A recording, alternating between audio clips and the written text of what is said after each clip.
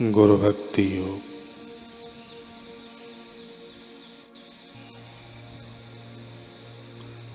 गुरु आपको मार्ग दिखाएंगे और प्रेरणा देंगे। मार्ग में आपको स्वयं ही चलना होगा।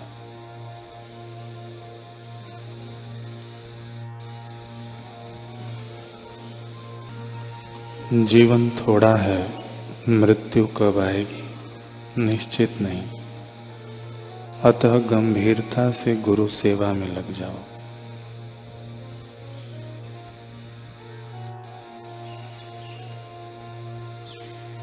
गुरु की सेवा और गुरु के ही विचारों से दुनिया विषयक विचारों को दूर रखो। अपने आध्यात्मिक आचार्य के आगे अपनी शक्ति की बड़ाई नहीं करना या प्रमाण नहीं देना। नम्र और सादे बनो। इससे आध्यात्मिक मार्ग में शीघ्र प्रगति कर सकोगे।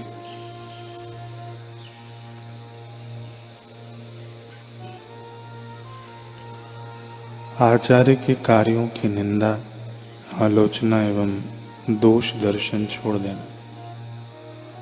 उनके प्रत्याघातों से सावधान रहना। आचार्य की सेवा करते समय चाहे कितने भी दुख आ जाएं, उन्हें सह लेने की तैयारी रखना।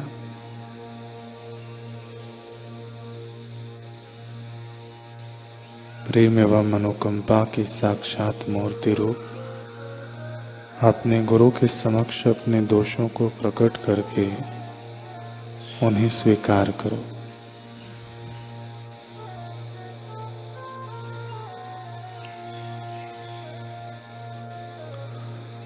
पूज्य बापू जी राजा दशरथ जी की गुरु भक्ति के वर्णन में कह रहे हैं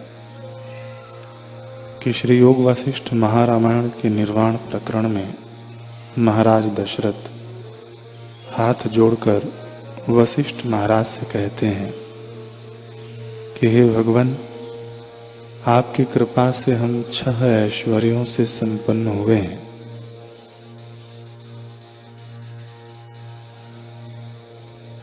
आपने संपूर्ण शास्त्र सुनाया है, जिसको सुनकर हम पूजनीय हुए हैं।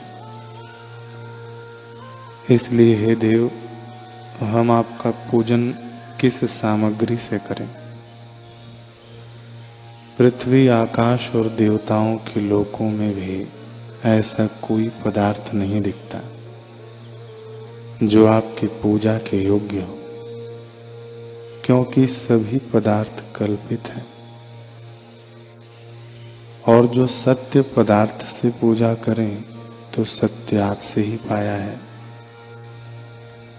इसलिए ऐसा कोई पदार्थ नहीं जो आपकी पूजा के योग्य हो।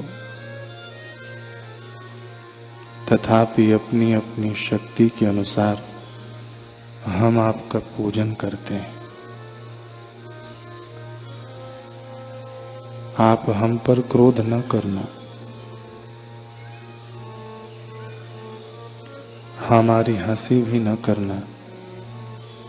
हे मुनीश्वर, मैं राजा दशरथ अपने अंतःपुर की सब स्त्रियां, अपने चारों पुत्र, संपूर्ण राज्य और संपूर्ण प्रजा सहित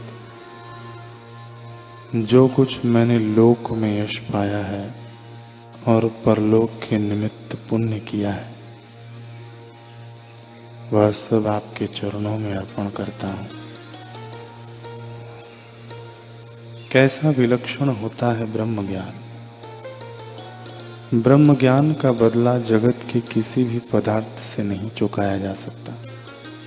इसलिए आंखों में अश्रु लिए गदगद कंठ से राजा दशरथ वशिष्ठ जी के चरणों में प्रणाम करते हुए फिर कहते हैं कि हे मुनीश्वर, आपने हमें जो शांति का प्रसाद दिया है उसके बदले में देने के लिए हमारे पास कुछ नहीं है।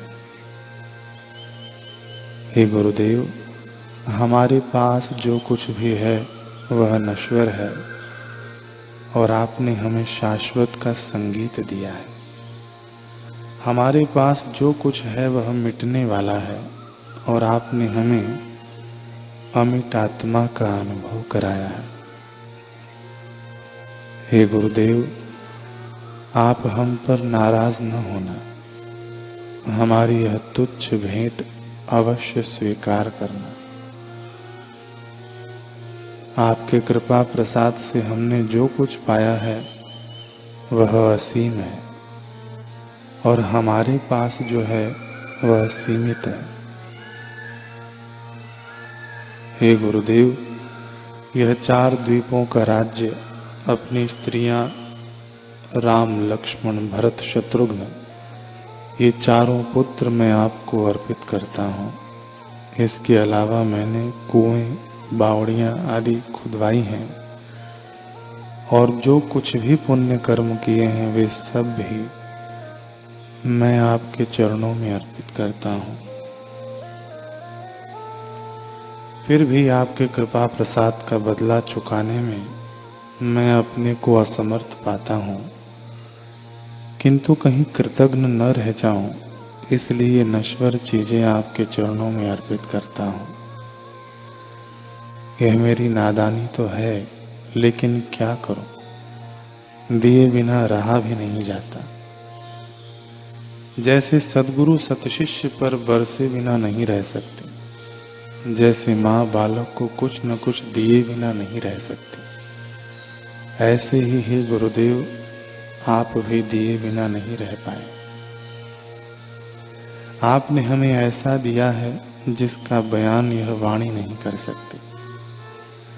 आपके श्री चरणों में मैं केवल इतनी ही प्रार्थना करता हूँ कि आपका यह ज्ञान, आपका यह आध्यात्मिक प्रसाद और फलता फूलता रहे, बढ़ता रहे और मेरे सरीखे लोगों के उजाड़ अंतःकरण को आपका कृपा प्रसाद महकाता रहे। आपकी कृपा दृष्टि हम पर सदा बनी रहे।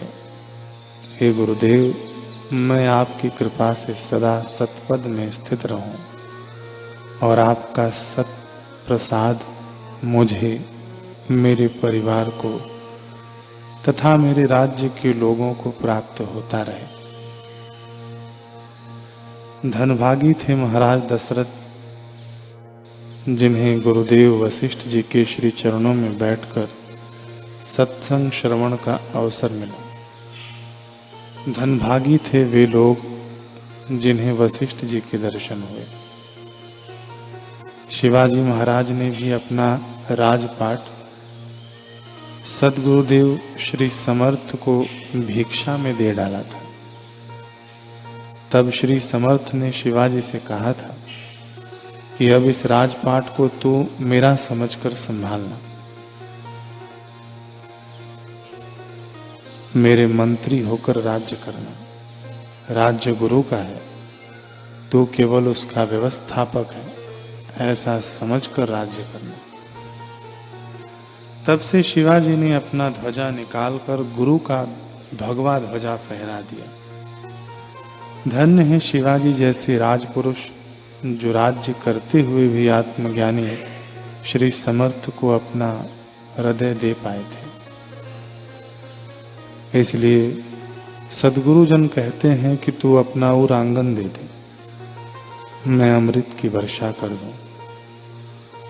अगर ब्रह्मज्ञानी गुरुओं का शारीरिक सानिध्य नहीं मिलता, उनके श्री चरणों में बैठकर सत्संग सुनने का मौका नहीं मिलता अथवा उनकी सेवा करने का अवसर नहीं मिलता, तो कम से कम उनसे मानसिक और बौद्धिक संबंध ही जोड़कर रखें, प्रार्थना करें, तो भी इससे बहुत लाभ होता है। शरीर से गुरु मिलना कोई बड़ी बात नहीं है, लेकिन गुरु भक्ति के बल से गुरु के हृदय से मिलना बहुत बड़ी बात है। जो सत्पात्र शिष्य होते हैं उनको पता होता है कि गुरु के साथ हृदय मिलाने से मनुष्य कितना निश्चिंत हो जाता है और कितना उन्नत हो जाता है। गुरुमुख व्यक्ति ही समुन्नत हो पाता है, अन्यथा पुराने संस्कार आदमी को मनमुक्ता की ओर घसीट कर ले जाते हैं। अपने मन में जैसा आया वैसा तो चिड़िया और कीट पतंग भी कर लेते हैं, लेकिन मन से जो ब्रह्मवेत्ताओं के साथ संबंध जोड़ ले उसी का जीवन सार्थक है।